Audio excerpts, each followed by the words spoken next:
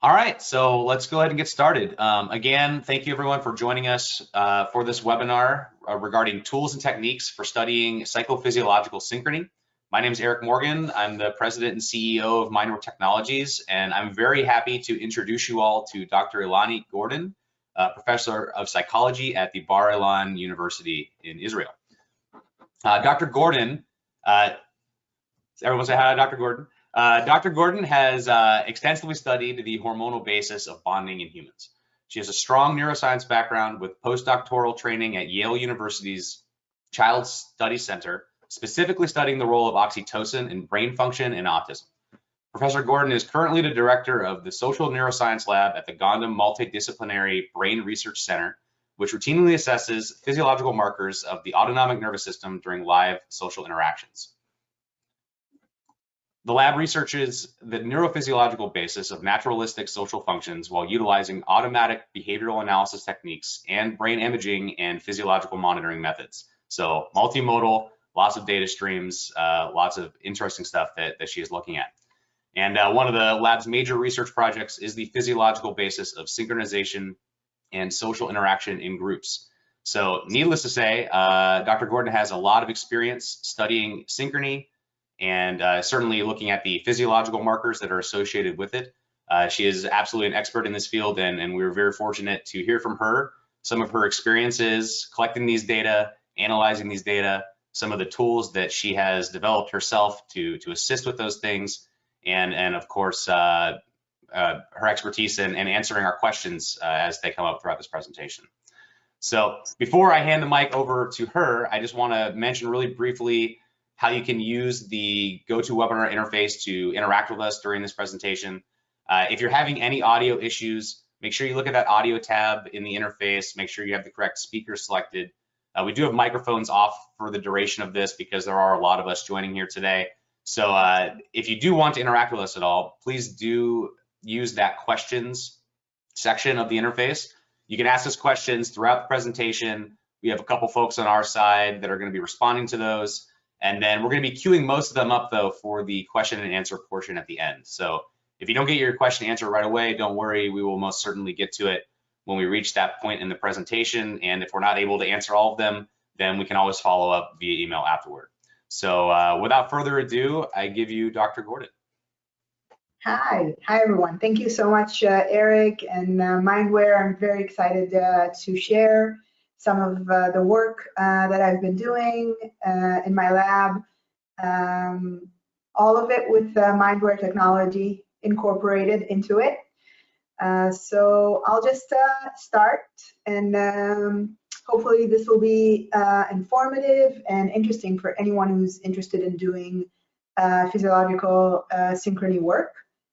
I should start by just briefly saying what synchrony is. So synchrony is the spontaneous, rhythmic, and temporal coordination of actions, emotions, thoughts, neurophysiological processes between two or more individuals. Just do this. The function of synchrony is to be social glue, okay? So it's widespread across various human and non-human conditions, and it has been suggested as an evolutionary mechanism that facilitates social cohesion and social bonding. This is probably why we see it everywhere, in humans, in non-humans, non-primates, in nature. It's also considered an organizing mechanism. So an overarching process that coordinates the ongoing exchanges of sensory, hormonal, and physiological stimuli between parent and child during social interaction. This was written in 2007, specific to parent-child interactions, but we now know that synchrony is an organizing mechanism everywhere. In every dyadic interaction, it has been found to some extent, and that's why it's so intriguing and interesting to study. In my lab specifically, what we've been doing is trying to extend the vast work that has been done in dyadic interaction to group interactions. So this is just an example of a study in the lab. It's a little hard to see, but I'm sure everyone who has the technology has noticed. These three participants are sitting together, and there are electrodes connected to each and every one of them. They have 9 electrodes on their torso and on their non-dominant hand, on the palm actually. And we videotape everything from a few angles, also from the ceiling, and everything's synchronized in time. So we collect data at the same time, different data from different individuals. It's all synchronized, and we ask them to do something together. So here what they need to do is to drum together. Okay. The lines that you're seeing are the result of an analysis on the video that everyone can do.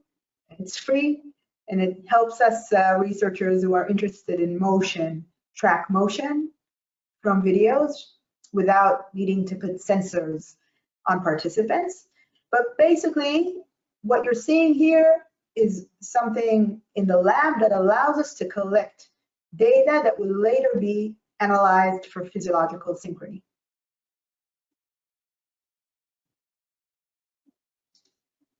Okay. So I'll let Eric say a few things about the infrastructure.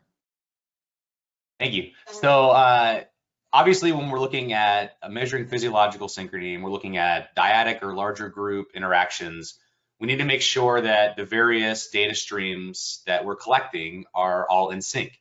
And we want to do this at the lowest possible or the highest possible resolution possible. So if we're looking at something like heart rate and we're looking at aligning interbeat intervals, for example, or seeing when cardiac function is synchronizing between members of a group, we're looking at these data in terms of milliseconds. And so every millisecond sort of counts when we're looking at aligning these data streams.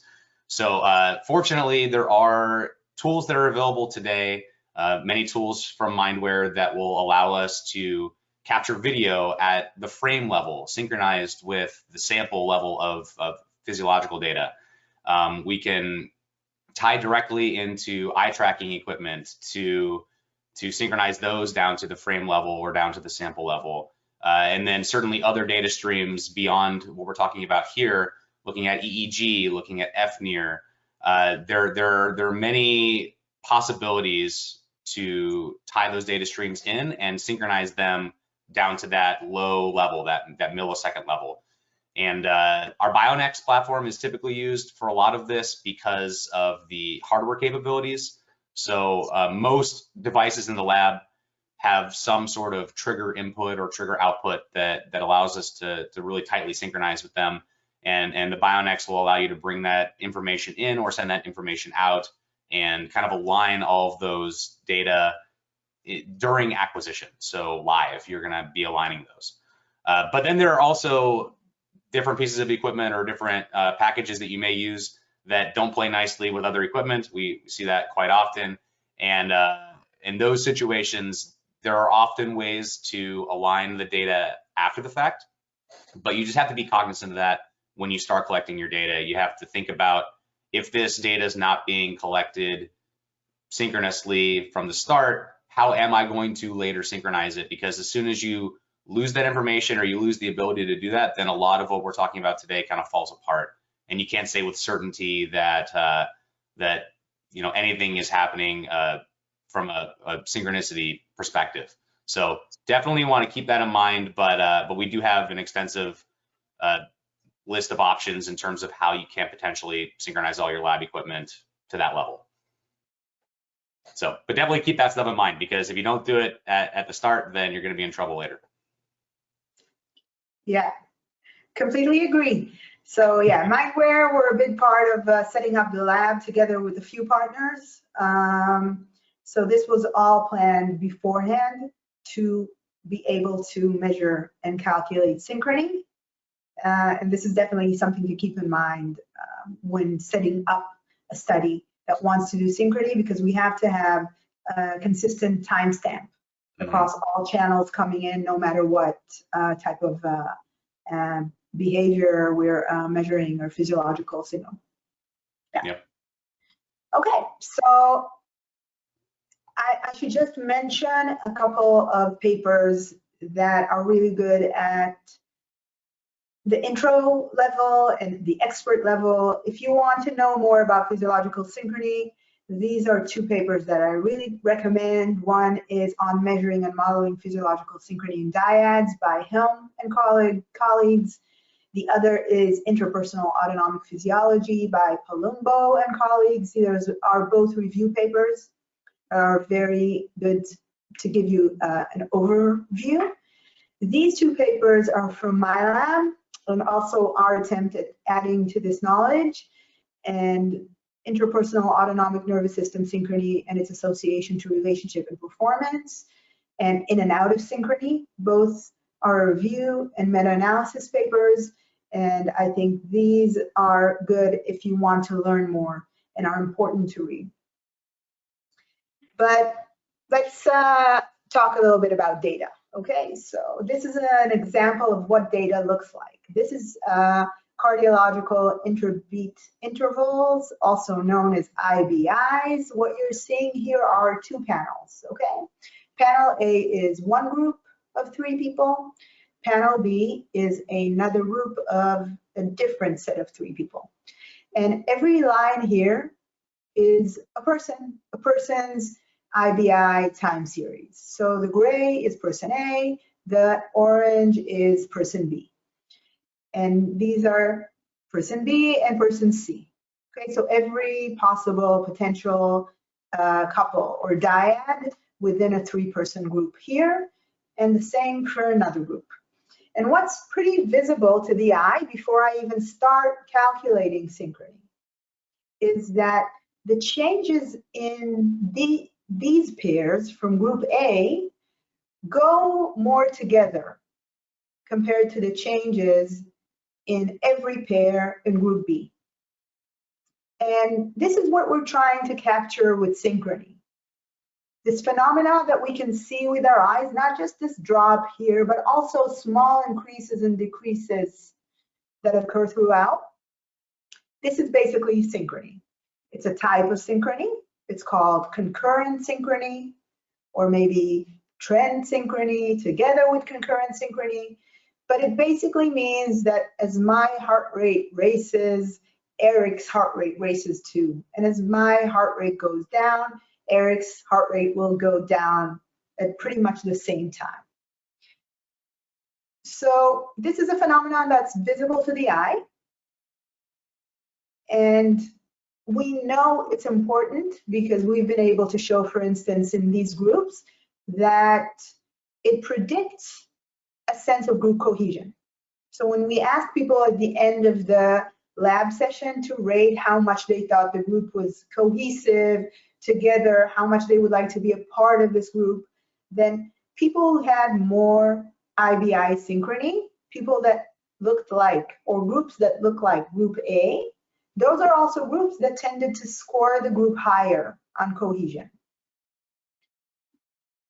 These are results from a different study where we see again that groups who have a higher level of physiological synchrony, they have a higher sense of group commitment, of collective efficacy. So these things are pro-social.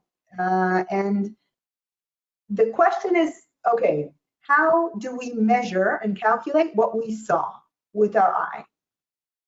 And this actually relates to the data analysis procedure, and every lab has their own data analysis procedure. But today I'm going to kind of focus on the most basic way to calculate synchrony. It's important to keep in mind, though, that the way we calculate synchrony often determines its meaning and also the results. So I'm focusing today on concurrent synchrony, changes that occur at the same time. And I'm focusing on a type of analysis that's called cross-correlation function, but there are many analysis methods. So it's important to know that I'm really telling you the basics. It's critical to know the basics but it's definitely not the only way to analyze synchrony, but I think it's a good starting point. So concurrent synchrony refers to a common fluctuation around a trend. So a mother and child manifest concurrent synchrony when exhibiting simultaneous increases and decreases in heart rate across time. And it examines moment-to-moment links between partners' physiology. A lot of researchers are interested in concurrent synchrony with their research questions. And the way to calculate concurrent physiological synchrony is with, as I said, many methods, but a very basic way is cross-correlation function. One of the good things about cross-correlation function is that it has been used a lot in the study of physiological synchrony. So we're not inventing the wheel when we use it. We can look at other people's work, other people's papers. I think the other thing, in my opinion, about cross-correlation function is that it's easy to understand and interpret. So when I say correlation, one person goes up, the other person goes up. It's easy for us to grasp.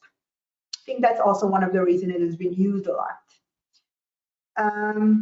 So CCF analyses have been extensively utilized in research to examine bivariate coupling strength. That's two people's coupling in continuous data, specifically for physiological data like IBI and heart rate, which I'm showing here. And as opposed to basic correlation, CCF allows us to check for bivariate coupling across predefined lags. Okay, that's a big sentence. What does it mean? Lags are shifts in the data, which allows us to capture two things. One thing is the fact that, let's say I'm again trying to calculate Eric's and mine's physiological synchrony. It's very feasible to imagine that our heart rates didn't accelerate at the exact same time, that we had a little lag, okay? They went up, mine went up, and then just like half a second after, Eric's went up. And that's still considered concurrent synchrony.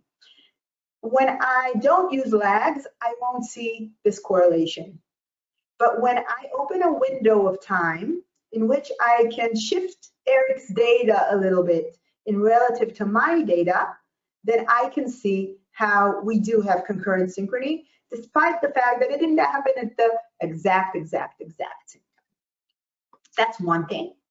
The other thing that's really nice about lags is that they also allow us to check for a different type of physiological synchrony with a different meaning, and that's maybe called a leader-follower relationship or a lead-lag relationship. Let's say that my heart is definitely following Eric's lead today, okay? And every time, because he's the leader, I will follow his cue, and when his heart rate goes down, 2 seconds after, my heart rate will go down. When his heart rate goes up, 2 seconds after, my heart rate will go up. So if we open the window of shifting the data, and we always look at my data 2 seconds after Eric's data, we will see this correlation, and we will see this leader-follower relationship. So that's another way in which the predefined lags allow us to look at interesting relationships in the data. I have a quick question. Yeah. Do you find that the amount of lag has any indication of cohesion? Like a greater lag would suggest less like tightly synchronized group behavior? A great question. I know I'm getting ahead of the Q&A section, but I had to ask. No, that's a really good question. I think this is, some people have actually done work where what they look at, instead of the level of correlation between you and I, they look at the lags. Yeah.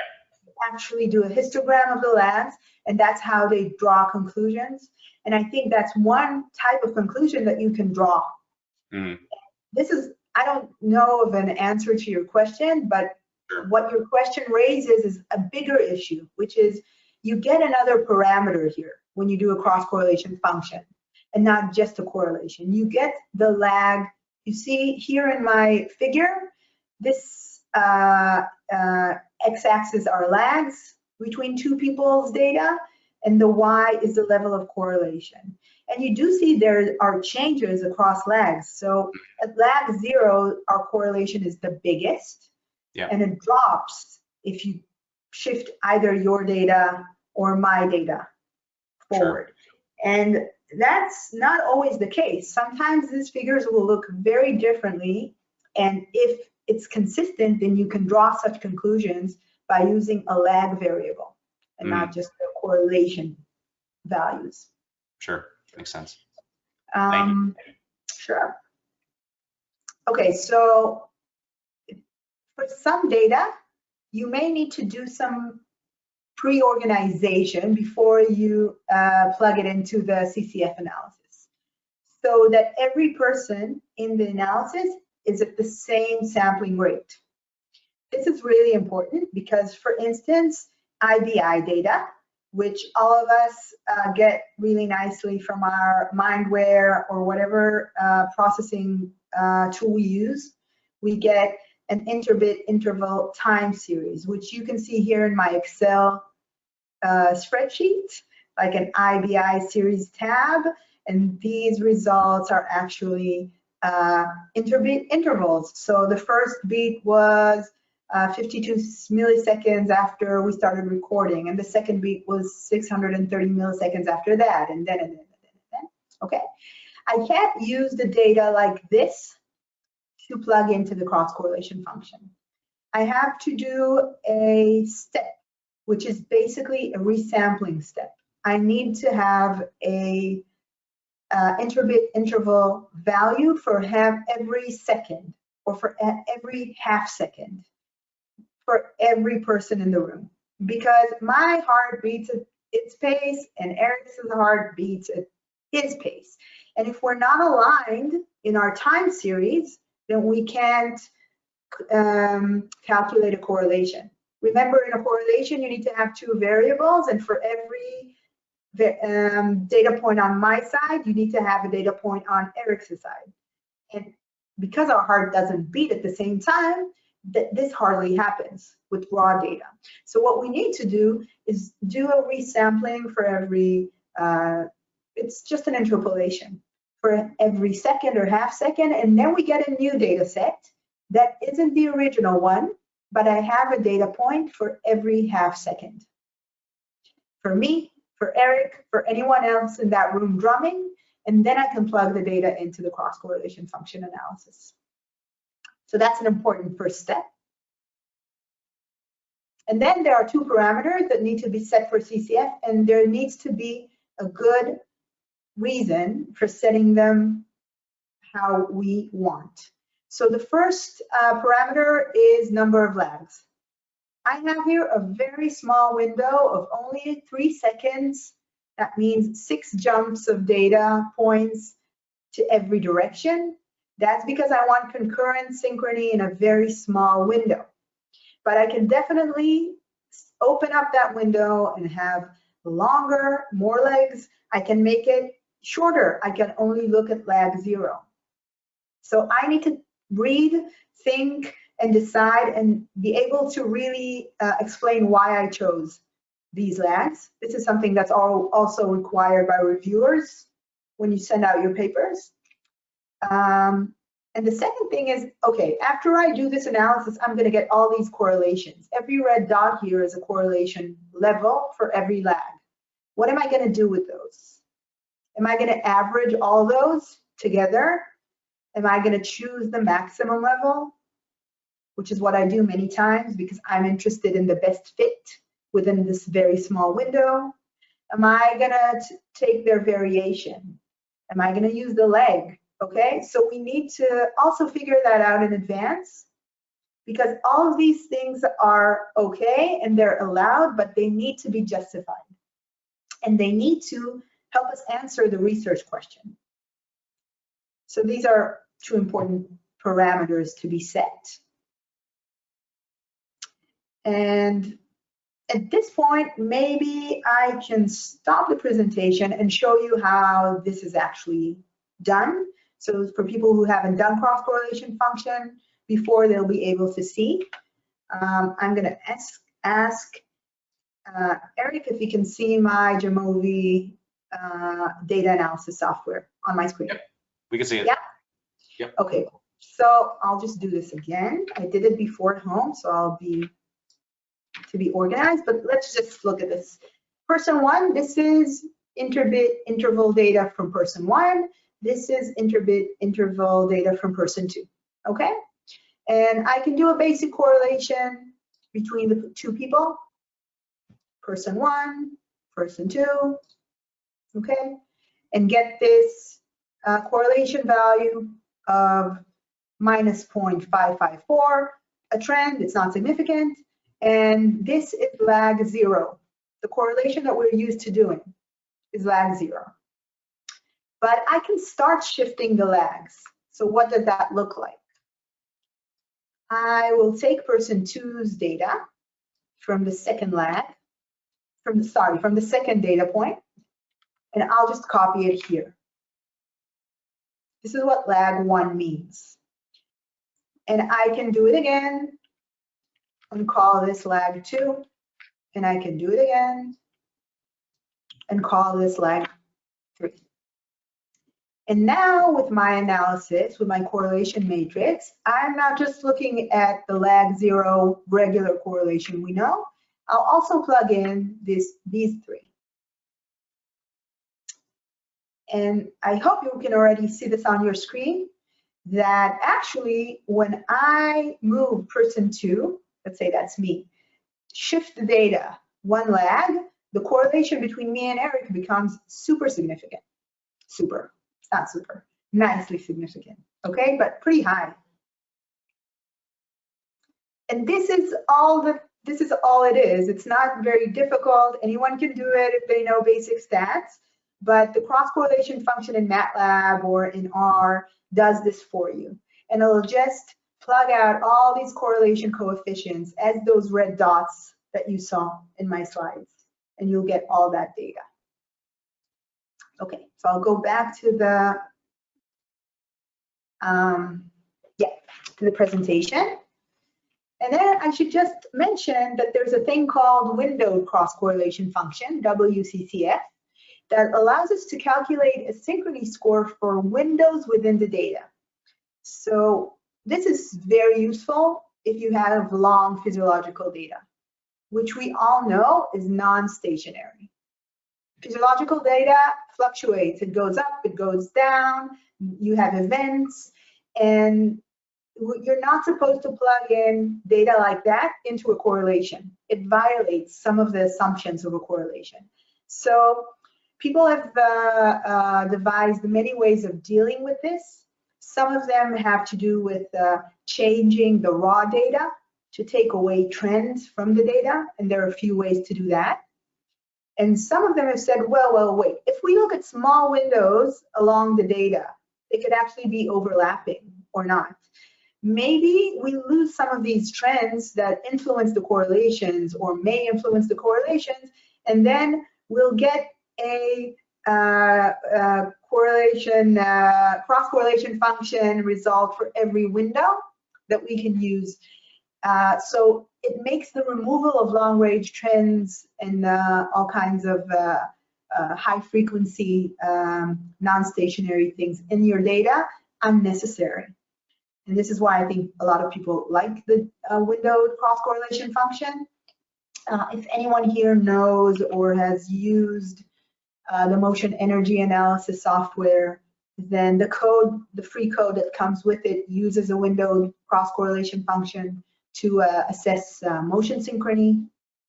And once you have results for every window, once again, you must decide what are you going to do with them. Are you going to average the averages of all lags of all the windows? Are you just going to use one window that's the most representative? And that's, again, something that scientists choose along the way that they need to defend, understand why they're doing that, and what's the meaning of it. Okay.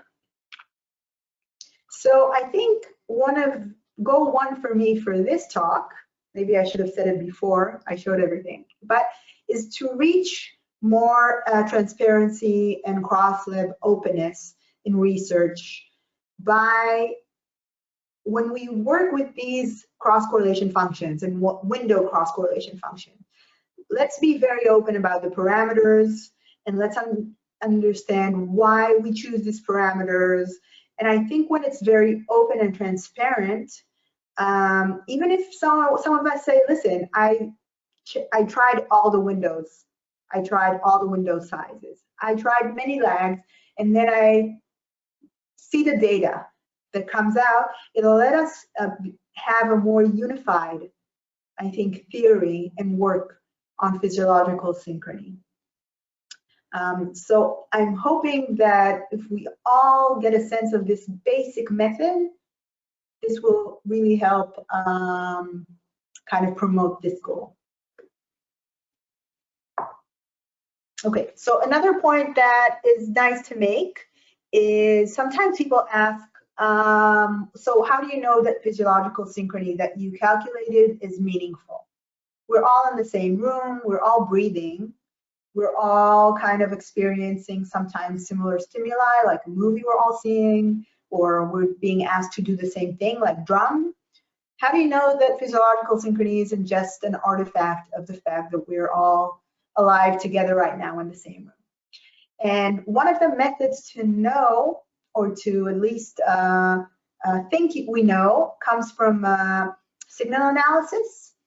And it says, okay, so take your data, take your physiological synchrony scores that you calculated, and now calculate it the same thing on another group from your data that didn't really exist.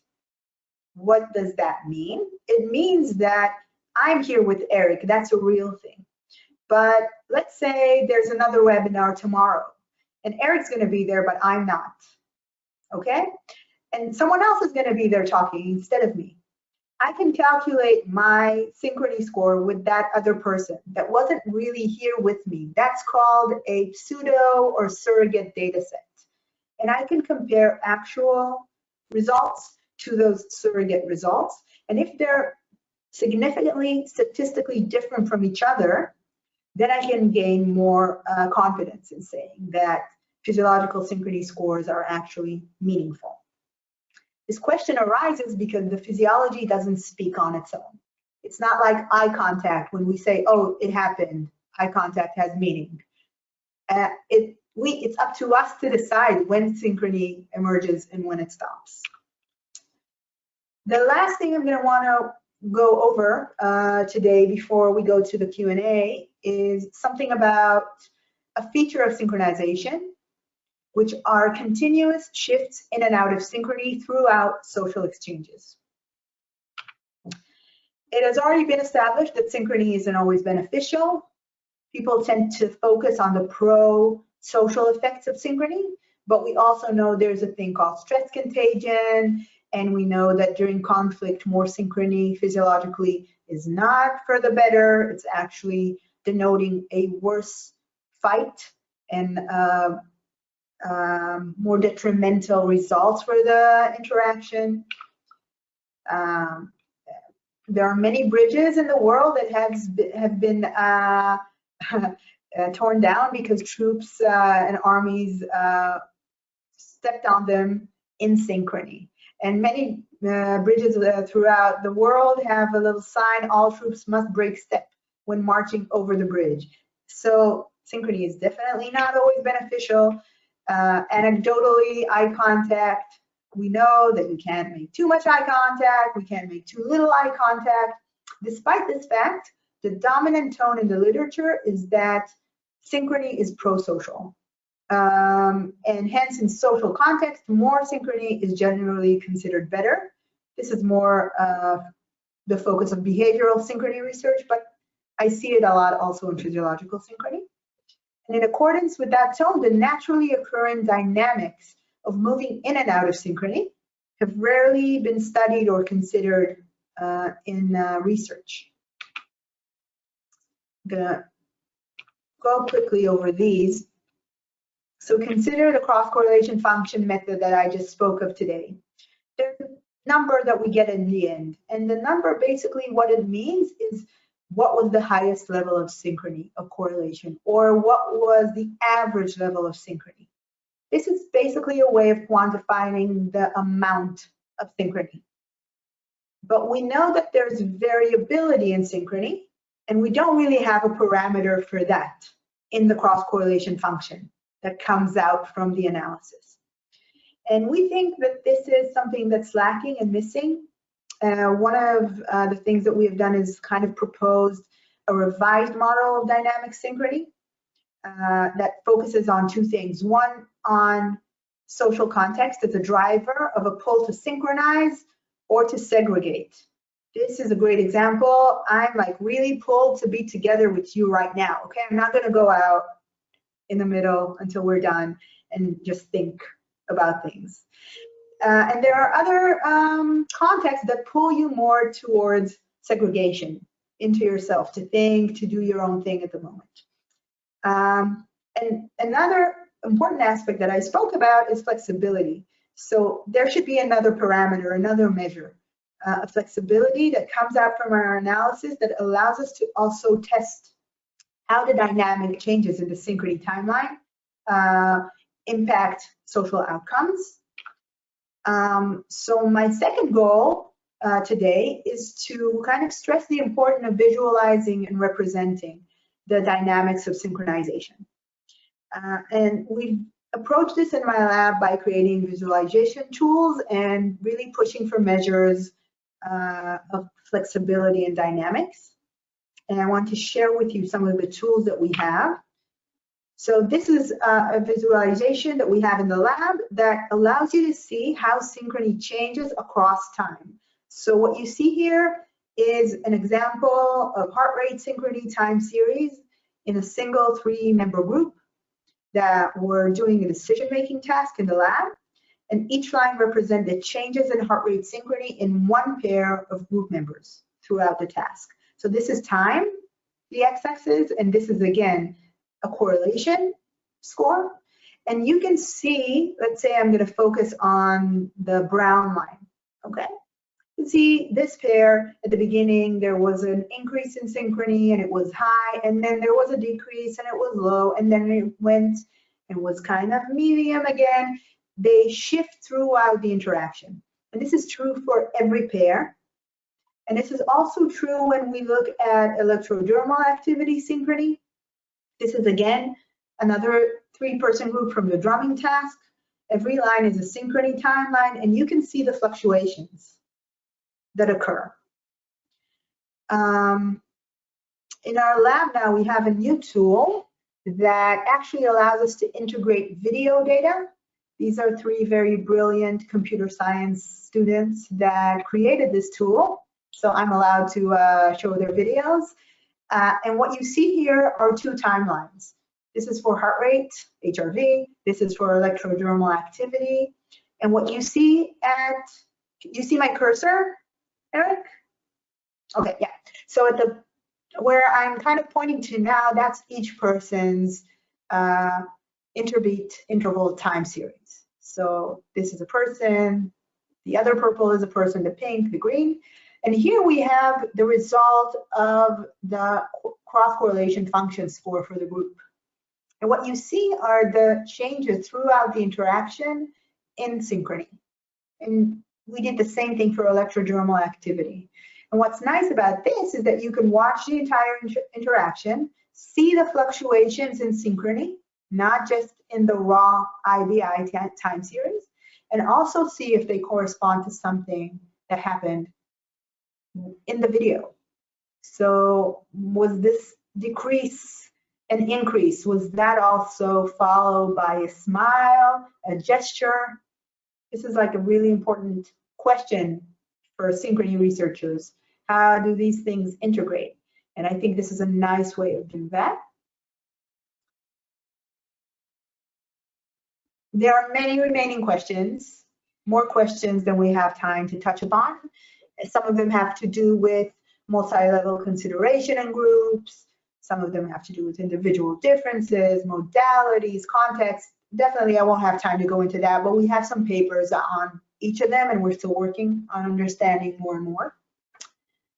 And I think this is where I'll stop and leave enough nice time for Q&A, right? So I want to thank everyone for their kind attention, and I'm happy to take questions. Yeah, thank you so much, Dr. Gordon. Really appreciate that. That was incredibly interesting. And just so everyone knows, the references that are mentioned in this presentation, we will send those out via a follow-up email after this webinar is finished. So no need to scribble those down really quickly. We will be able to send those out so you can read in more depth if you want to. So with that, let's go ahead and take a look at what questions have come in during the presentation. So there's a question, what tool was used for the motion capture that you showed in that initial video? Oh, okay, so there are two tools that are free. One of them is the Motion Energy Analysis Tool, MEA, by Fabian Remzier. And the other one is, I think, by Google, OpenFace. And if you have someone in your lab or yourself that know a little bit on how to implement some image analysis tools, then you'll find it very easy. And if not, you should go and ask someone in the computer department. Thank you. All right, the next question. What program do you use for behavioral data analysis? So is that the motion tracking? Is that the same thing? Possibly, yeah. Are there any other tools that you use to, I guess, analyze video or more overt behaviors?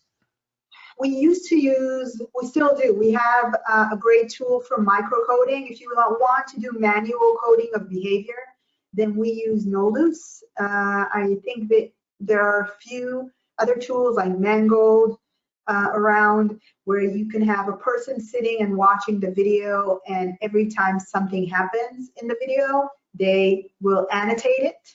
Yep. But I think slowly, I also use in the lab Affectiva for emotion detection from the face. But there are many tools, and I think the technology is very rapidly improving. So there's always something new.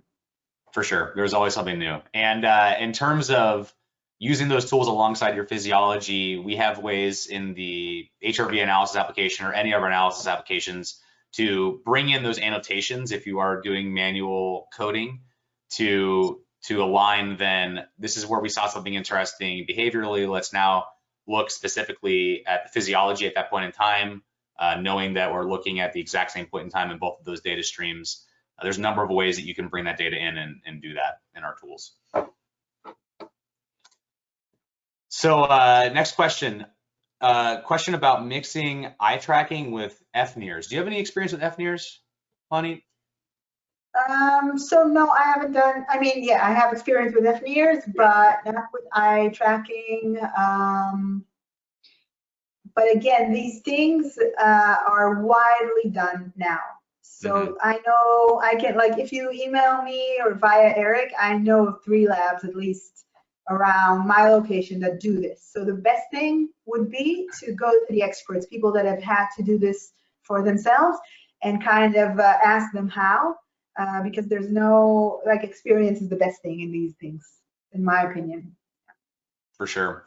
I know from a technological perspective, there's no reason why you shouldn't be able to look at both of those data streams simultaneously. I mean, it's a lot of equipment for a subject to wear at one time, but we should be able to synchronize those through the same methods that I mentioned earlier. A lot of times with fNIR, we're looking at TTL pulse that is sent to that piece of equipment to start data collection or from it.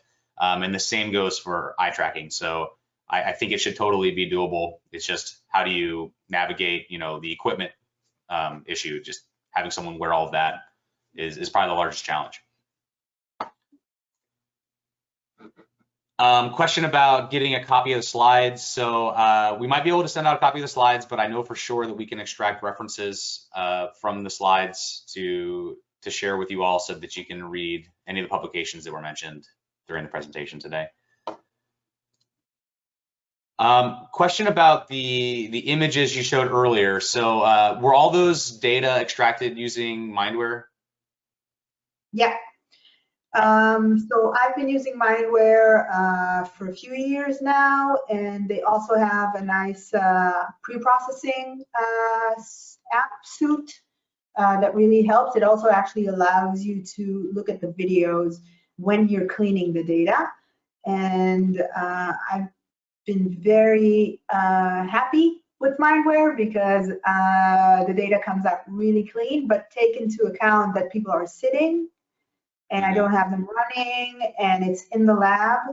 So I know that when people need to do an activity and stuff like that, then sometimes it's harder to get clean data, but everything I showed today was derived with MindWare. Yeah.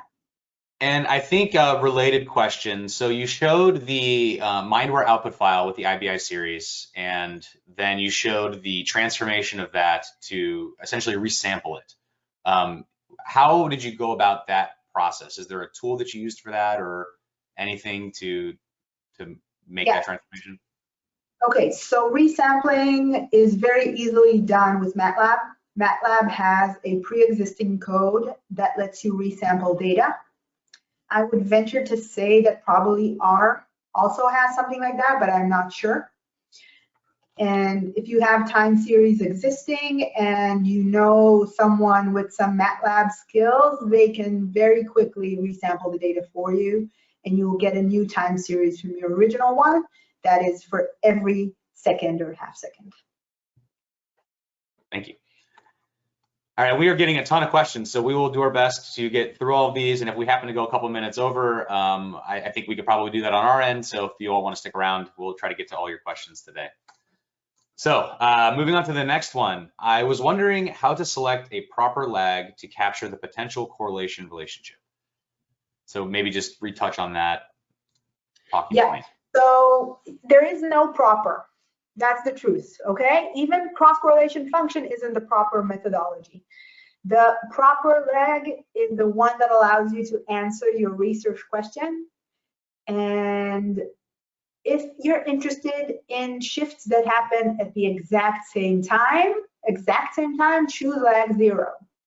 If you want a very small window that will allow you to capture shifts that happen pretty much at the exact same time, choose a small window like 3 seconds, 2 seconds. I found that acceptable. If you want to see different type of relationships, I've seen people justify a 10-second window for lags, a 15-second window for lags. It really depends because synchrony is a multifaceted structure and there are many types of synchrony. And also physiological data, it's not all the same, right? So IBI fluctuates, let's say at half a second or a second, but EDA fluctuations are longer. It takes the EDA response, when I say EDA, I mean electrodermal activity. So the GSR response goes up quickly, but then it takes a while to go down. You need to make that window a little longer. So it depends on the research question and your data. Every result will give you a correlation, but what type of correlation do you like? The first paper I showed on physiological synchrony delves into that more deeply.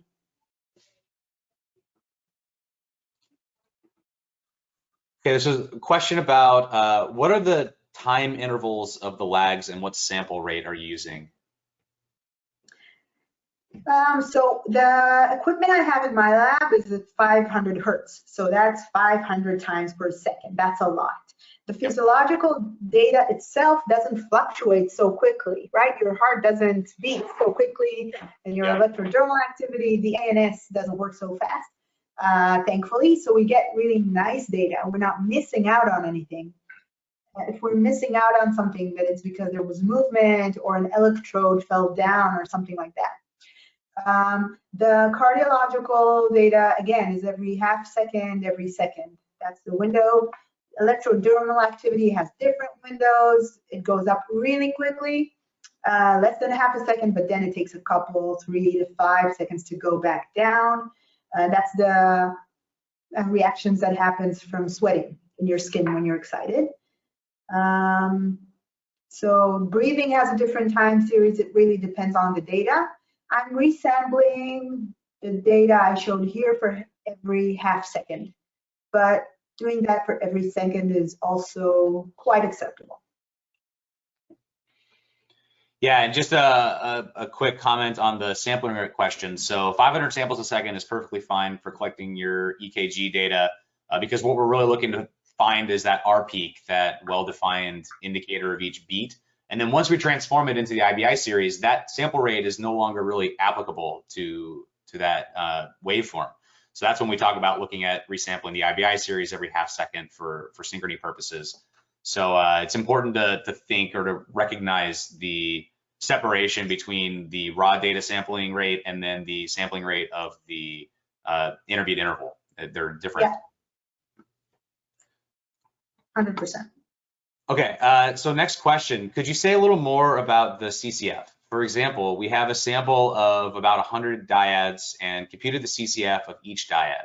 What is the average synchrony? Did you pick each individual CCF given the largest cross correlation? Does that make sense? Okay, so what we did in a few of the papers that I showed you was just choose from the lags the maximal value. So what we wanted from all those lags was the best possible fit within a small window of 3 seconds. And then the highest score that we got, that's the one we chose. That's one type of synchrony. You also allowed to average all of them. You just get a different thing. You're getting all of the possible correlation that existed within the 3 second window. So again, this is a problematic field because there's freedom for the researchers. There isn't a notebook that says there's only one way to do CCF and synchrony, and any other way you do it means you don't get a synchrony score.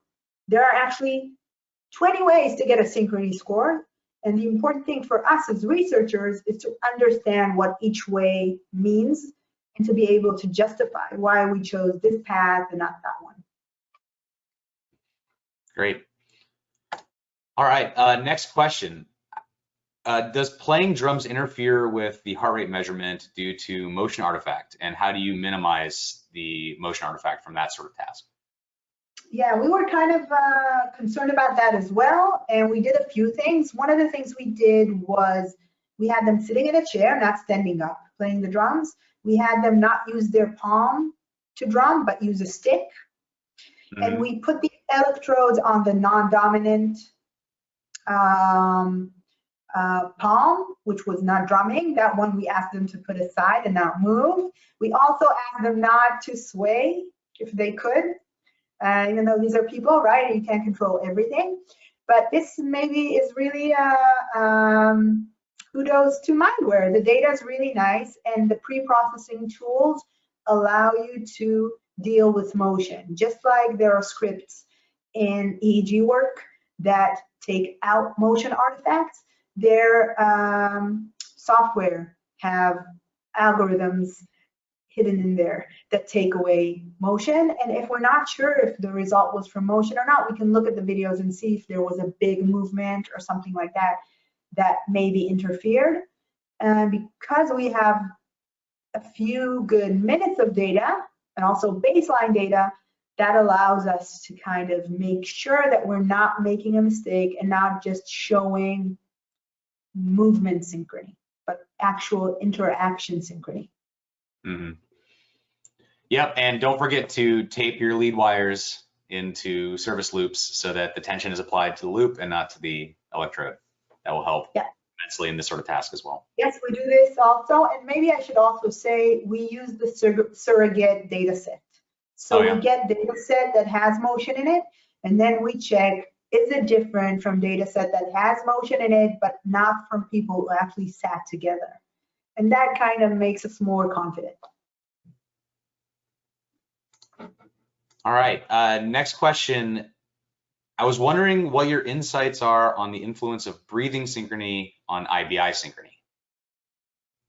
Yeah, so this is like an RSA question. I think this is an RSA question. So Measure called respiratory sinus arrhythmia, which is basically the fluctuations of your IBI calculated in relation to your breathing cycles, but at the frequency world, the calculation occurs. And there is a way, I don't know from my data to say anything about RSA, but there is a way, if this is the question, to have a time series of RSA, and then you can calculate a cross-correlation function on an RSA time series for each individual. If you have the respiration data and the IBI data, then you can look at that as well and find an answer to that question. Yeah, the trickiest part about doing that is just the minimal amount of time required to calculate RSA is sort of based on the respiratory rate. And typically we suggest a minimum of 30 seconds of data to calculate a single point of RSA measure. And so we do have a tool in the HRV application, it's called continuous mode, and it'll take a moving 30-second window through your data and calculate RSA as you go, but it's not instantaneous, right? It's always going to be dependent on at least 30 seconds of time in a given window. And so it's certainly a different type of synchrony than what we went over today, but it should be possible to output that information from the HRV application. Yeah. So this may not be related to the discussion today, but could you just really briefly touch on your experience with fNIRs, like what you've used it for? When fNIRs was just invented, I was a young postdoc, and of course I was at a university where they could afford it. And we did one study that kind of integrated fMRI with fNIRs, and all I can say about it, it was a hassle to put on the helmet, but that was long ago. I know it's super easy now, and that's the basics of my experience with fNIRs. But again, there are very serious labs that do synchrony with fNIRs, and there are experts to be asked. So if you want the names of those people, I'm happy to share them in an email. Great, yeah, and we'll send that out in the follow-up email as well. Okay, in the second or the last slide of synchrony tracking throughout the task, how can synchrony be calculated continuously? I don't know, can you go back to like the second to last slide? Maybe this question will make. Yeah, I think this is one example of it. So I have here a time series, not of IBIs, but of synchrony. And since I'm speaking of a cross-correlation function that can be used on the entire time series, I can also split the time series to windows, right? And do a cross-correlation on this window, and then on this window, and then on this window. And what you're really seeing in the slide here on the x-axis are those windows. This is a cross-correlation score for time window of 0 to 30 seconds. And then an overlapping window of time window 20 seconds to 50 seconds. So I can use the fact that I have a long series of data and kind of check for the cross-correlation function in each window in the data. So basically windowed cross-correlation of a cross-correlation. Makes sense. Great, thank you. All right, so we are at time right now. Like I said, we have a few more questions left. I think, Dr. Gordon, are you okay to hang around for just a few more minutes and answer maybe 4 or 5 more? Great. No for those of you that do have to leave, though, I just want to say thank you again for joining us today. We really hope that you found this informational and interesting. And we will be sending up a follow-up survey. We definitely appreciate hearing from you, your feedback on this and what you'd like to see from us in the future. So please do take the time to do that. But we'll keep going on the questions to try to get through these. So next question. When examining synchrony among 3 people, am I understanding correctly that you always first build dyads and then analyze those together? If that's the case, could synchrony be a function of one person's propensity to be a leader or otherwise be more synchronized with the other 2 people in the room? And then I'm gonna stop there. There's another part of this question, but I don't wanna. Yeah, so that's just the one way. Again, this is a choice, and researchers, there are other ways to calculate synchrony in a group. So we have another paper where we didn't use the cross-correlation function and we didn't base it on all the dyads, but actually have used a different analysis method that's non-parametric and allows you to get a group synchrony score that's less affected by the dyadic scores like what I did. And again, when I sent out that paper where I showed the group synchrony scores as the averages of all dyadic scores, I needed to justify why did I choose an average. And I did so because it was appropriate for that type of symmetrical lab task. But I could also argue for a different methodology, and in some papers we've done too, just to make sure that synchrony still works, even if you calculate it a little differently. Sure. I think you actually answered the remainder of that without me having to present it, so perfect. Okay, next question. Do you use lag times of any length and still call it synchrony, or is there a limit on what lag times you consider acceptable? And how is it still temporally synchronous if the lag times are long?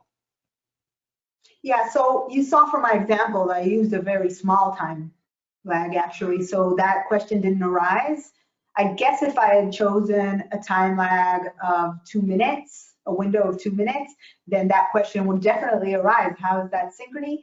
But if you read the literature, you won't see many people choosing huge windows. Like the biggest window I've seen is 15 seconds, something like that. And also justified. So the important thing is to understand what it means, what those windows mean, what the lags mean, exactly to be able to answer such questions. So yeah, thank you for that question. It's an important one. Yeah.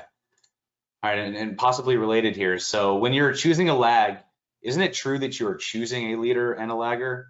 In some dyads, for example, parent and child, these roles are interpretable and distinct. In others, for example, two strangers, they are not. In the latter case, do you test lag in both directions, or how do you deal with this in general? Yeah, so maybe I should start by saying that the lag analysis automatically shifts in both directions. If you saw from my figure, the 0 is in the middle. Here we go. And then there was a positive lag and a negative lag. So the shifts happen in both directions every time you do a lag analysis. There are a few other methods aimed to deal with calculating synchrony when the relationship in the dyad has two people with very different, distinct roles. So mother-infant. There is a lot of work with cross-correlation function, but there's also work with something called physiological linkage or coupling, and that's a different type of method than CCF that gives a specific role to someone because a mother is different than an infant.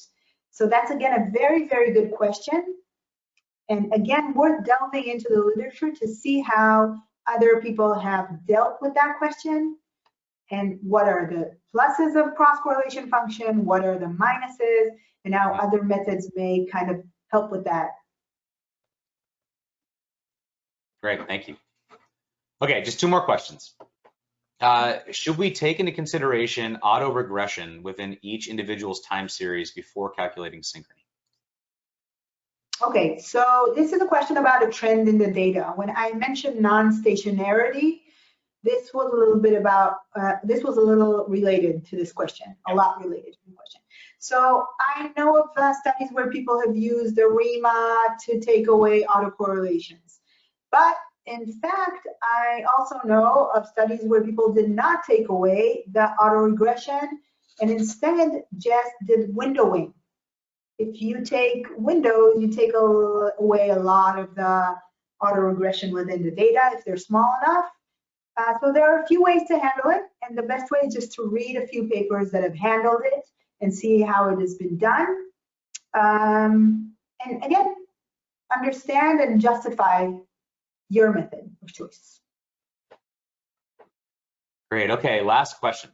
In one study, so within the same study, should I use the same time lag for all dyadic pairs? Although the same time lag performs differently for different pairs in terms of the degree of correlation. Yeah, so in the study that I presented here, I can tell you that I chose the same window for analysis for all dyads, but then I got different results for every dyad. In some dyads, the optimum synchrony was at lag -2, and in some dyads, it was at +6. And then I decided and I reported that I'm choosing the highest level of synchrony no matter in which lag it was within that small time window. So usually people go and set the same time window for the cross-correlation function for all dyads, and then they either use the same lag or not the same lag. Depends. And the important part is just reporting that in your publication, making it obvious. Yeah, and just like just today, like I'm sharing with you, share with others. It's great to know that everyone is doing something a little differently and why. It makes us more knowledgeable and it allows us to start unifying. Yep. Great. Okay, well, that appears to be all the questions. So again, thank you, Dr. Gordon, so much for taking the time to share with us your experiences and the tools and the techniques that you've used to study this phenomena. And thank you, everyone, for joining us today. Again, we will be sending out a follow-up survey. We really appreciate hearing your feedback. It directly informs us on what we do next in terms of webinars. I promise we're going to be doing more. I know we took a little break, but we're going to get back into the webinar game here shortly. So again, thank you all so much, and I hope you all have a great rest of your week. Yeah, thank you. Bye. Bye.